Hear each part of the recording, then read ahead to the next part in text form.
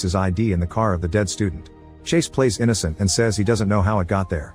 Now that Caleb has started suspecting Chase, in the evening he and Pogue break into the admissions office to investigate Chase's profile.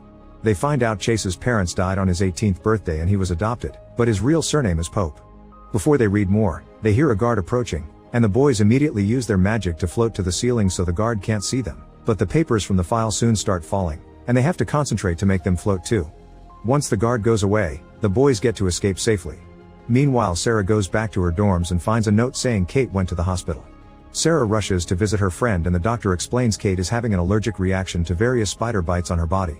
Back to Caleb, he and his friends go to an underground chamber where they keep the magical fire for their covenant meetings. Caleb uses his powers to grab the Book of Damnation from a shelf, which contains the names of all the people who brought witch charges against John Putman, the head of the Fifth family.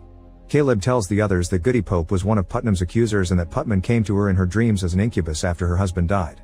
As a result of this dream she had a child, and they realize that Putnam's family line didn't die with him and that Chase is the fifth son of Ipswich. At that moment Sarah calls Caleb and tells him that Kate is in the hospital, mentioning the spiders. Caleb immediately guesses the truth and tells the group that Chase put a spell of creation on Kate. Furious, Pogue storms out of the room and grabs his bike to go looking for Chase for revenge.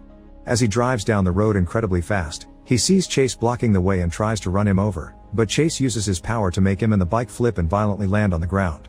Chase explains he hurt Kate to get Pogue and that at the same time, Pogue is his bait to get to Caleb.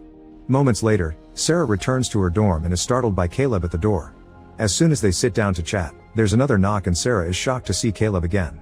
It turns out the Caleb inside is Chase under an illusion, and he immediately uses his power to knock out Sarah and bring her to the bed, where a spider enters her ears and causes her veins to go black. Chase reveals that he seeks revenge for his family line and wants Caleb's powers after he ascends on his 18th birthday. If Caleb doesn't